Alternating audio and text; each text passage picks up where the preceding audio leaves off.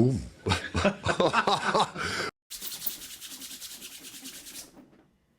Yes.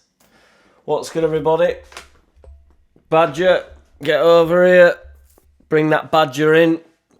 Badger, we're going to come into some stick today, but we're going to take it because most people, to be fair, will understand what we're saying, what the badge, but the majority, or no, the minority will assume that I think Bamford's the best striker in world football. Check, this Badger's recording. This Badger is recording. Right, here we go. I'm ready for it. Quick shit vid. Cut me and I bleed subscribers. Shout out to everybody that went over to my Still Struggling channel and commented. It's much appreciated. If you love the super shit vids, there's daily ones up there as well about all sorts of random shit. Yes. Cut me and I bleed subscribers. Please, please, please, please like, subscribe and comment. Every single one hits me to the core. It literally makes me willy gush. And every down thumb depresses me to levels what you would never, ever understand. Helder Costa has no future at the club. That is one of the headlines. I'd no disrespect to Helder Costa, but I'd forgot about him. So, be that as it may. Leicester have been getting to work, which is like not what I wanted to hear. They got Harry Winks in, and that was sort of like that. I knew that yesterday that he was going to come in, and then they've just out of nowhere. I don't know if it's been in Leicester's news because I've not been really watching it, but it's come out, you know, in Sky Sports News now that they've signed Connor Cody as well, which is a pretty good signing, isn't it? So, not ideal when we're still managerless and not strengthening. Fucker with the hair. If I read another article saying we're imminently about to sign him, I'm going to top myself. So there's just no... I feel like Leeds should just say, look, he's going to be the manager. Just that he's in training. You know, he'll be at training rather. You know, don't worry about it. You know, it's just the paperwork that needs to go through and all that. I'd rather than just say that. I cannot accept another, like, I just can't read it. It's just driving me crazy. So here we go. So is Bamford better than Rodrigo? Is Rodrigo better than Bamford? Now everybody's going to just instantly say that Rodrigo is better than Bamford because Bamford is called Patrick and Rodrigo is a Spanish international and is called Rodrigo Moreno, which sounds a lot better. It's tricky this. I think Bamford... I get stuck in this thing where people just think that I'm just I see no other striker other than Bamford. But do you think Rutter's better than Bamford? Which people are just going to say yes. Well, he hasn't shown to be, has he? And is he? We don't know.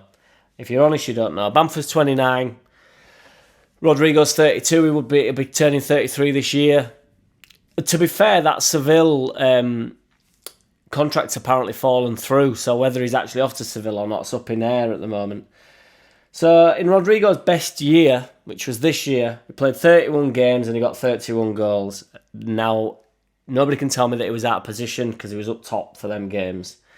In Bamford's best year, in his first season, he got 17 goals, which is a lot more than Rodrigo got this year. The previous 3 years to that, the year before, Rodrigo got 31 games, 6 goals. The year before that, 26 games, 7 goals. So... again, people will say he's slightly out of position, but he did play up top a little bit, but I appreciate perhaps out of position. But is he playing out of position because they're putting square pegs in round holes, or is it because he's just not actually better than Bamford as a single up top on their own striker? Everybody's just going to say Rodrigo is better, which is fine, whatever. So, Bamford, last year... 28 games, 4 goals, really poor. Obviously very injured. Year before that, 9 games, 2 goals. So 31. Rodrigo 31 games, 6 goals. 26 games, 7 goals. So Bamford's just behind on the third season with 28 games, 4 goals. Out of position, fair enough. So if we're comparing apples to pears, then I will move on to other players that did play up top. So Alan Smith. In his first year, got 7 goals. In his second year, got 4 goals. And he's playing full seasons here. His calendar year, his not calendar year, but his season best was 11, which is nowhere near Bamford's best. The year after that, he got 4. The year after that, he got 3. The year we went down, he got 9. So that's horrendous, isn't it? That's Bamford injured results, isn't it? So, there were years where he's not, played 38 games and got 3 goals. That's, Bamford's played 28 games in a really bad season where we've gone down and got 4 goals. Now, bear in mind, we were pushing for Champions League and stuff in Champions League semi-finals for some of these years. So you might just say, well, it's just one of them things. He went to Man United. There's a conspiracy saying that he didn't play a lot of games. He got 31 apps. Granted, some of that might have been off bench. 6 goals. The year after that, 21 games, 1 goal at Man United, who I hate. So Hasselbank, definite goal scorer. Do we agree? Bamford is not better than Hasselbank. I'm not saying that for a single second, but neither is Rodrigo. So 33 games, 16 goals. Beats Rodrigo, doesn't beat Bamford. Year after, 36 games, 18 goals. Beats Bamford by 1 goal. Beats Rodrigo by 13, 14, 15, 16, 17, 18 by 5 goals. Hasselbank's a better striker than both, granted. But just a little bit of context. So Robbie Keane, in 46 games, got 13 goals. Now, Robbie Keane's renowned around Leeds to be a goal scorer. In his best season for us, to be fair to him, he got 9 goals and that was in 18 games. Now, that's a good return. That's 1 every 2. But then the seasons after that, he's only made up 4 goals. So, 18 to 46 games, that's a lot of games where he's only got 4 goals. I love Robbie Keane. It's certainly not a diss towards Robbie Keane. Again, slightly different type of striker than Bamford. I'm not even necessarily comparing him to Bamford. I'm just looking for a little bit of... rather than just looking at Bamford and just slagging him off relentlessly. Mitrovic, do we all agree, had a brilliant season this season? Everybody's been banging on about him, banging goals in left, right and centre allegedly. Unless if he were called Patrick Bamford, then he wouldn't be. Mitrovic got 14 goals last year, and that's his season best in the Premier League. Evidently got bucket loads of goals in the Championship last year, or year before, whatever it was. But I've been ranting and raving about him. In 27 games, the year before that, or the Premier League campaign before that, he got 3 goals. And for Newcastle, he played 34 games, and he got 9 goals. Now that is not better than Bamford's return in that first season whatsoever. Bamford was uninjured on the first season, injured the second season, unbelievably injured in the second season, and then blighted with injuries in the third season, and I would argue never really recovered from the second season. Now, to caveat that, I am not saying if we go out and get a striker that can bang in shitloads of goals, I'm not going to accept that. I'm absolutely going to accept that. I'm struggling with this BAMFORD narrative that's coming out a little bit, and this, it's people saying that he's not even a footballer, which is just a wild thing to suggest when he's outscored Hasselbank 1 year, outscored Smith pretty much every single year that Smith's ever kicked a football in the Premier League, and Smith's obviously ended bad with that. I hope people can see the context of what I'm trying to say. I'm not even saying Rodrigo's a better footballer than Bamford, isn't he? But better footballers aren't necessarily better at football, is there? There's a massive difference between being technically brilliant and being literally shit. So Bamford's not technically as good as Rodrigo, but is he better than Rodrigo? I don't know.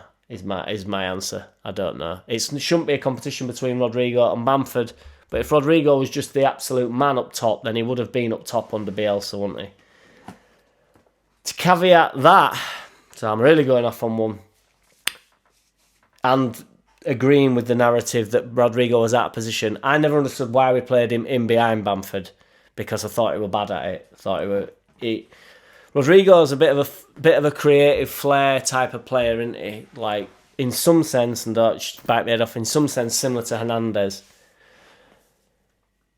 Why we didn't play him out wide right is beyond me. What happened with Rodrigo a lot is he loses the ball a lot in central areas. Well, he loses the ball a lot, actually, full stop. But But if you lose the ball wide right, the ball either goes out of play or it ends up with left back.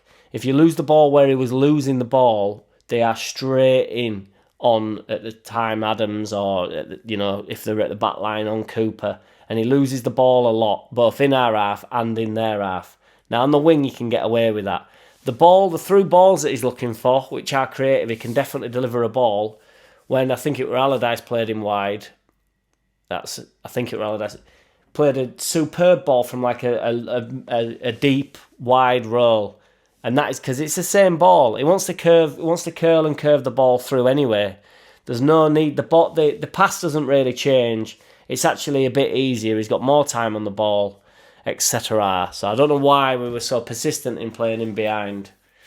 But yeah, that's where I'm at. What's everybody saying? I know I'm going to get loads of people just slagging Bamford off. If we can just try and contextualise it and not just have a go at Bamford, it just seems counterproductive to me. The way they've been, the results they've had, 1 defeat in 13. I've got Muppets from Leeds talking about pressures on us and Bamford and Forshaw and a couple of others, and it's over to you and this, that and the other. They got beat 7 times since Christmas. We've been beaten once. We've set it up from Christmas to be in the race. Boom. JackCity, bitch. JackCity, bitch.